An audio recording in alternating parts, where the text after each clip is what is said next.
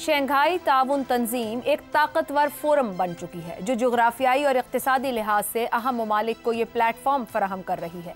ये तंजीम यूरेशियाई ज़मीनी इलाके के करीबन 60% हिस्से पर फैली हुई है और इसमें दुनिया की 40% से ज़्यादा आबादी शामिल है, जबकि दुनिया की मजमूई कौमी पैदावार का 32% हिस्सा भी इसमें शामिल है।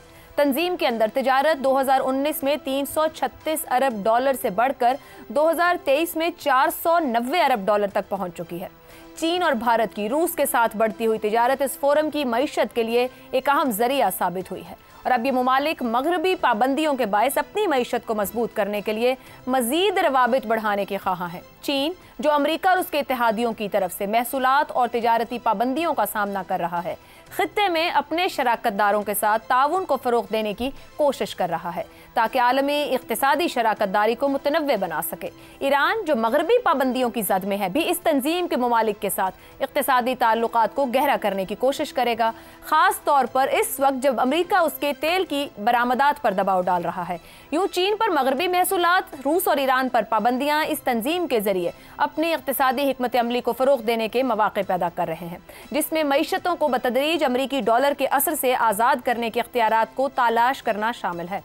मगरबी ममालिक, खास तौर पर अमरीका, इस तंजीम को मोहतात नज़र से देखते हैं। रूस, चीन और ईरान के दरमियान गहरी शराकतदारी मगरबी खदशात को मजीद बढ़ा रही है। यूँ इस तंजीम के जोग्राफियाई और सियासी असर और रसूख में इजाफा हो रहा है।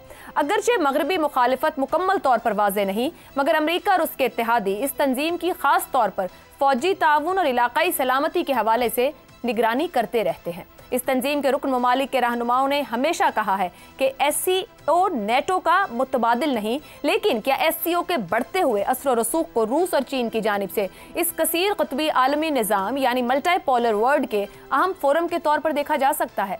रूस और चीन इस मल्टीपोलर वर्ल्ड की पॉलिसी को आगे बढ़ाने की कई वजूहात रखते हैं।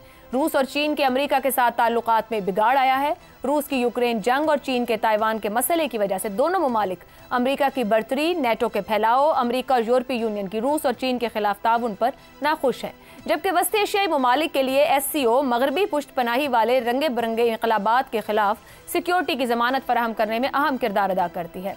ये मारूद इस बड़े सवाल को जन्म दे रहा है कि क्या शंघाई ताउन तंजीम मौजूदा वर्ल्ड ऑर्डर में मगरब और ख़ास तौर पर अमेरिका के असर और रसूख के मुकाबले में कोई बड़ा मुतबादिल फराहम भी कर सकती है। इसी पर पैनल की राय आपके सामने रखेंगे। सवाल इस तरह से, शंघाई ताउन तंजीम यूरेशियाई ज़मीनी इलाके का करीबन 60%, दुनिया की आबादी का 40%, GDP का 32%, रूस, चीन जैसी सुपर पावर्स, उभरती ताकतें भी शामिल, क्या SCO मगरबी असर और रसूख के मुकाबले में बड़ा मुतबादिल बन सकती है? शहजाद चौधरी साहब, आपके ख्याल में SCO का फ्यूचर क्या है? क्या ये एक मुतबादिल प्लेटफॉर्म हो सकता है? देखिए, फ्यूचर तो पोटेंशियल पे है ना कि क्या कर सकता है। ऑफ कोर्स, जब आपने कहा कि ये तकरीबन 40% आबादी है और उसके बाद 32% GDP है, तो मेरे ख्याल में पोटेंशियल तो बहुत ज़्यादा है। जब आप देखें, रीजनली कनेक्टेड, आपस में मिले हुए मुल्क हैं, सबके सबके बॉर्डर एक दूसरे के साथ मिलते हैं, तो ये एक ऐसे इश्तराक की पॉसिबिलिटी क्रिएट करता है जिसको कि अगर इस्तेमाल ना किया गया या ना किया जा सका, जिस तरीके से कि सार के मामले में हुआ, तो फिर एक बहुत बड़ी बदकिस्मती होगी। इस वक्त आप कह रहे हैं कि मुतबादिल या मुकाबिल, मुतबादिल तो देखिए 2 या 3 बड़े मगरबी इत्तेहाद हैं। अगर आप सिक्योरिटी वाला देखें तो नेटो है, अगर आप इकोनॉमिक पॉइंट ऑफ व्यू से देखें तो अमेरिका का अपना एक नेफ्टा, जिसे पहले कहते थे, अब किसी और नाम से है, और यूरोपियन यूनियन। ये 2 बड़े माशरती या माशी इत्तेहाद हैं। और इसके मुकाबले में अगर आपने SCO को एक तंजीम बनाया है और शंघाई कोऑपरेशन ऑर्गेनाइजेशन सामने आई है, तो इसका मुकाबला मुतबादिल नहीं हो सकता, क्योंकि हमारे यहाँ के कोई मुल्क उसके मेंबर नहीं है जो इसके मेंबर है। तो ये 2 मुख्तलिफ रीजन्स में मुख्तलिफ इत्तेहाद हैं। हमारा सवाल ये होना चाहिए, या कोशिश SCO की होनी चाहिए, कि ये उतना फाल किरदार किस तरीके से अदा कर सकते हैं। जब आप कहते हैं कि इस SCO का हिस्सा या इसका जो टोटल GDP है वो 32% है, तो 32% असल में रूस और चीन की वजह से है और किसी हद तक भारत की वजह से। ये जो बाकी ममालिक हैं जो 7 मेंबरान हैं, उनके बदकिस्मती जो ट्रेड है आपस में बहुत बुरे तरीके से मुतासर है, बल्कि है ही नहीं। जो प्रोडक्शन है, जो प्रोडक्टिविटी जो आप पैदा करते हैं, जो पैदावार है, वो इन मुल्कों में इतने बुरे तरीके से मुतासर हुई है कि आपस में तब्दील करने की कोई चीज़ नहीं। इसलिए इस दफ़ा क्या बड़े 3 थीम्स हैं जो कि जिसको फॉलो किया जा रहा है इस मीटिंग में, जो कि इस वक्त इस्लामाबाद में हो रही है? कनेक्टिविटी, आपस में किस तरीके से आप जुड़ सकते हैं, सड़कों का जाल हो, रेलवे लाइंस का जाल हो, बेशक सीपेक है जो कि चीन और पाकिस्तान बायलैटरली तो काफी स्ट्रांग है, चीन के ताल्लुकात बाकी ममालिक के साथ, लेकिन जो एज अ ग्रुप जो आपके तल्लुकात हैं उसके अंदर मुख्तलिफ मुश्किलात हैं। इंडिया पाकिस्तान का मामला है, ईरान के मामलात अपने नेबर्स के साथ, और फिर उसके बाद मगरबी एशिया से आगे बढ़ के उस तरफ भी बहुत ज़्यादा है, मिडल ईस्ट की तरफ, और फिर उसके बाद अफगानिस्तान एक ऐसा मसला बीच में बैठा है कि जब तक इसको हल नहीं किया जाएगा और इंडिया पाकिस्तान अपने मामला दुरुस्त नहीं करते तो वो जो पोटेंशियल है इस पूरे एससीओ का वो हम हासिल नहीं कर सकते।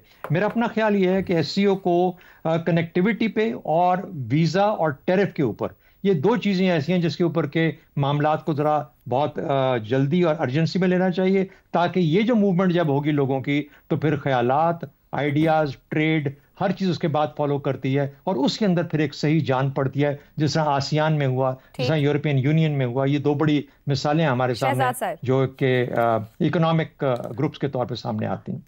शहजाद साहब, कुछ अरसे से तंजीम के अज़ाय में मेंबर ममालिक को अपने पांव पर खड़ा होने में मदद देना शामिल है। जब आप ट्रेड प्रोडक्शन की बात कर रहे हैं, ये मुतासिर हैं, साथ ही आप इश्तिराक के मुमकिनात या इनकी कहा जाए पोटेंशियल के हसूल में अगर मैं आपसे पूछूं, अगर वो सपोर्ट भी कर रहे हैं, आपको लगता है कि रुकावटें किस किस्म की या क्या हो सकती हैं? जी, मैंने जिक्र किया कि हमारे यहाँ सिक्योरिटी के मामलात ऐसे हैं इस खत्ते के अंदर जो इन्होंने कि इस पूरे खत्ते को जकड़ के रखा हुआ, उसमें भारत और पाकिस्तान के बीच में मामलात किस हद तक तय हो सकते हैं और आपस में कनेक्टिविटी कैसे हो सकती है।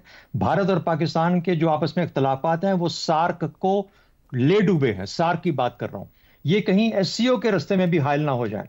फिर जो पाकिस्तान की कनेक्टिविटी चीन के साथ तो सीपेक के थ्रू बन गई, लेकिन क्या जो बाकी सेंट्रल एशियन स्टेट्स हैं जो कि इसके बुनियादी रुकन भी थे, उनके साथ तल्लुकात किस तरीके से मिसाल के तौर पर किर्गिस्तान जो है वो बहुत ज्यादा बिजली पैदा करता है, वो बिजली पैदा करके शायद पाकिस्तान जैसे मुल्क के साथ वो शेयर कर सकता है, हाइड्रो उनकी बिजली है, सस्ती है, लेकिन जाहिर है ट्रांसमिशन होगी, ये होगा वो होगा, इन चीजों के ऊपर काम किया जा सकता है। फिर पाकिस्तान से बहुत सारी चीजें ऐसी हैं जो कि अफगानिस्तान के थ्रू सेंट्रल एशिया जा सकती हैं।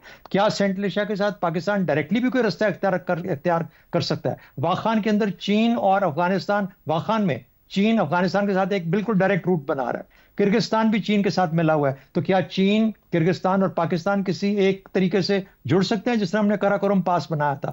तो चीजें तो बहुत ज्यादा है। फिर तेल और गैस, कजाकिस्तान इतना ज्यादा एक वहां पे जखीरा इन चीजों का जिसकी जरूरत है चीन के अंदर, ऑयल पाइपलाइंस, ये सब की सब कनेक्ट करती हैं तमाम जगहों को, लेकिन बदकिस्मती से पूरे का पूरा खित्ता उससे फायदा नहीं उठा सकता क्योंकि ये 2-3 बड़े बड़े मसले हैं जो बीच में सिक्योरिटी के मामले के तौर पे बैठे हुए हैं। ठीक हो गया।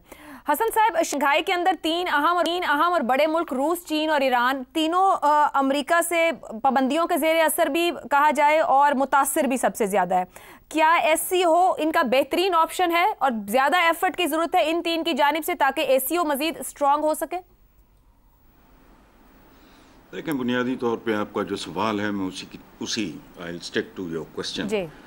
आखिरी लाइन है आपके सवाल की, क्या मगरबी असर और रसूख के मुकाबले में बड़ा मुतबादिल बन सकती है? ये असल बात ये है, ऐसा ही है? जी जी।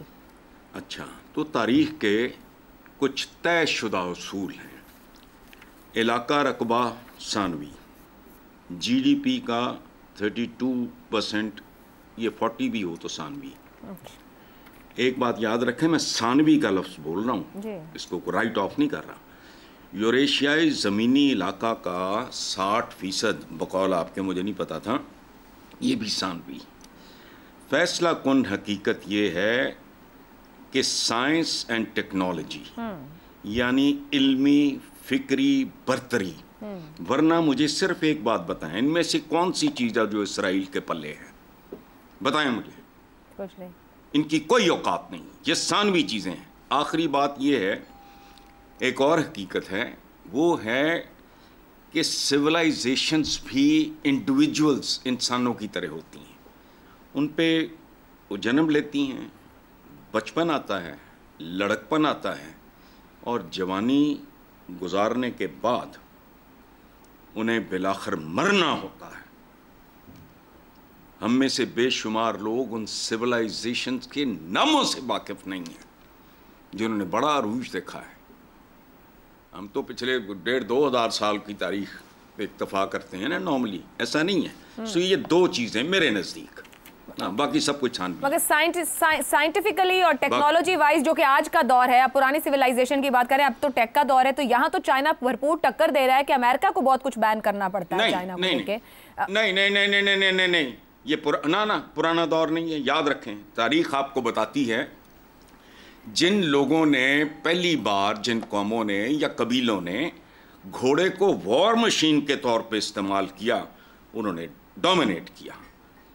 फिर उन लोगों ने डोमिनेट किया जिन्होंने घोड़े में जीन और लगाम और काठी और रकाब ऐड कर दी थी। ये देखें, एक बात आखिरी सुन लें। जी। ये जब खैरुद्दीन, तुर्क उसको हैरुद्दीन कहते हैं, वो खे नहीं बोलते, हैरुद्दीन बारबरूसा या बारबरूस को, जब वो बहरी कज़ाक था, दुनिया का सबसे बड़ा, सबसे नामवर, उसको जब सलमान द मैग्निफिशेंट ने इनवाइट किया, बात की, बताया कि यार तू ये अपने हम मज़हबों के लिए या इस्लाम के लिए, दीन के लिए करो, उसने कहा ठीक है। उसके बाद एक मुहावरा वेस्ट में आम हुआ कि समंदर की लहरें हैरुद्दीन बारबरूस से पूछ के चलती, चूंकि वो उस जमाने के एतबार से, वो उस वक्त टेक्नोलॉजी डे वन से है। ये गलत फहमी है, स्टोन एज, वुड एज थी वो। सो इस कौमों के अरूज व ज़वाल के पीछे हमेशा से बरतरी रही है। वेपनरी किस तरह की, अरबों की तलवारें घटिया होती थी, ठीक है, टेक्नोलॉजी किसी न किसी शक्ल में हमेशा रोल करती रही है और फैसला कुन रही है। दुरुस्त, जी बिल्कुल ठीक है।